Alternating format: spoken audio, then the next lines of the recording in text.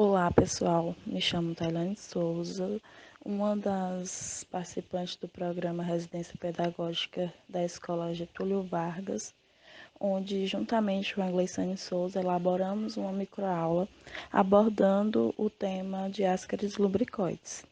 O ascaris ele é bastante conhecido pelos seguintes nomes, como lombriga ou bicha. É um parasita intestinal, sendo considerado um nematelminto. O ascaris ele é do reino Animalia. O seu filo é o Nematodia. A classe é a Cecernentea. Sua ordem é Ascaridida. A família Ascarididae e o seu gênero é o Ascaris. A espécie é Ascaris lubricoides. A fêmea, ela ilustrada aí na imagem, ela é um pouco maior, na letra A, e uma ilustração de um exemplo de um macho, na letra B. Bem, a morfologia do ascaris. Ele é um verme de cor clara, com corpo cilíndrico e suas extremidades um pouco mais finas. Eles costumam medir entre 15 e 30 centímetros de comprimento. Como ilustrado na imagem, o verme macho adulto ele mede 15 a 30 centímetros de comprimento, já a fêmea mede aproximadamente 35 a 40 centímetros de comprimento. Bem, os ovos eles são arredondados ou ovais e de coloração marrom pelo fato de que eles absorvem o pigmento biliares das fezes. Frequentemente pode-se encontrar nas fezes ovos inférteis, onde são mais alongados, com sua membrana mais delgada. Nessa imagem, nós temos os ovos em suas respectivas fases. Primeiro é o ovo eliminado, temos em segundo o ovo embrionado e em terceiro a eclosão da larva infectante. E por último o ovo em sua forma infértil. Os vermes eles vivem no intestino por cerca de 6 meses e põem em média cerca de 200 mil ovos. O ciclo da ascaris. Os ovos eliminados nas fezes contêm embriões de ascaris lubricoides. Com isso, após alguns dias em seu ambiente, em um ambiente propício, ainda dentro do ovo, o embrião ele transforma-se em larva, que após passar por duas mudas, eles tornam-se aptos para a infecção, para infectar quem interagir com ele. Devido à permanência no solo, os ovos eles podem ficar grudados em alimentos ou serem transportados pela água, podendo haver a contaminação das pessoas. Portanto, o ovo do ascaris só é capaz de infectar o ser humano se contiver larvas maduras em seu interior. Esse processo ele leva de 2 a 4 semanas para ocorrer. Então, após ingerir a larva infectante presente no interior do ovo, ela é liberada no intestino, onde ele perfura e se desloca até os pulmões, onde vai sofrer o processo de maturação. Após eles se desenvolverem nos pulmões, as larvas elas vão subir para a traqueia e elas podem ser eliminadas ou deglutinadas.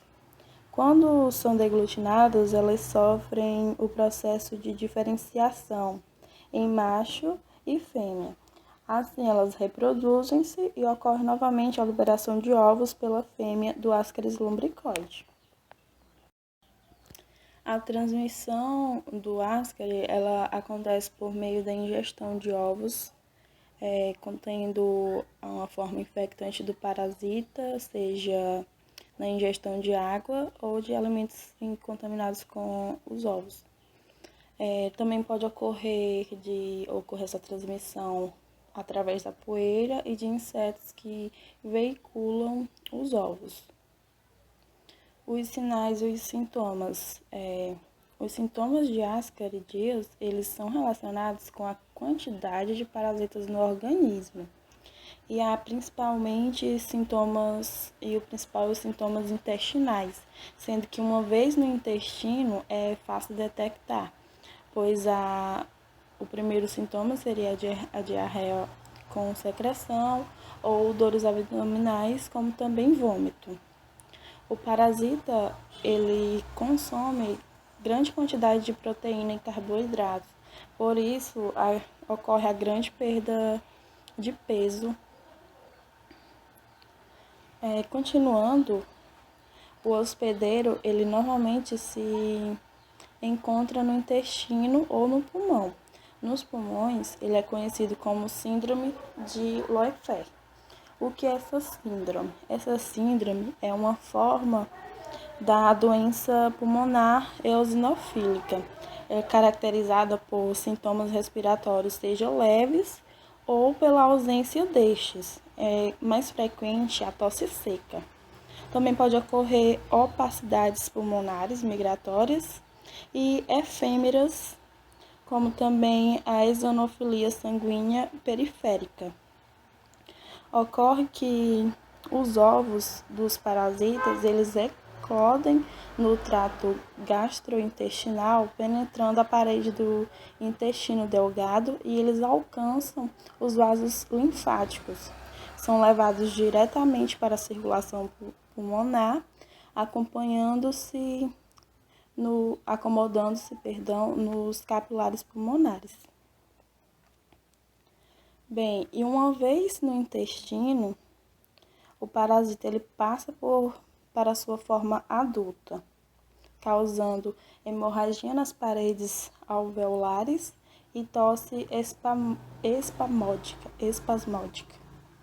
Bem, além disso, como o parasita ele pode se espalhar para outros locais do corpo, pode ocasionar de surgir outros sintomas específicos de cada local afetado, como tosse e sensação de falta de ar quando eles vão se desenvolver nos pulmões, ou vômitos com vermes, caso surja no fígado ou vesícula, por exemplo.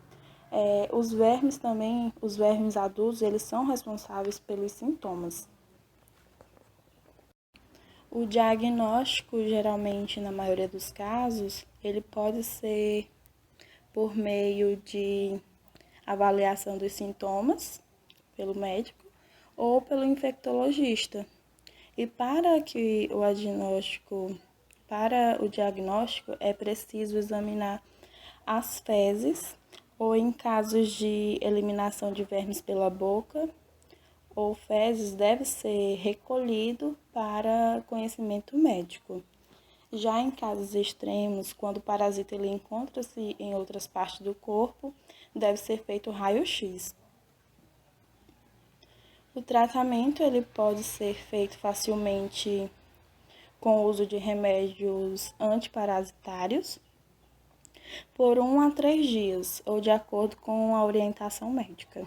Normalmente é recomendado o uso de albendazol em uma dose única ou o uso do mebendazol. Já quando há grande quantidade de lombrigas a ponto de haver a obstrução intestinal ou quando o parasita ele está presente em outros locais do corpo, pode ser necessário realizar uma cirurgia para a remoção do parasita ou para a correção das lesões. Nestas imagens, somente mostrando a retirada do verme, nessa primeira, na esquerda do vídeo, a retirada do verme na vesícula biliar e à direita a retirada do verme no intestino.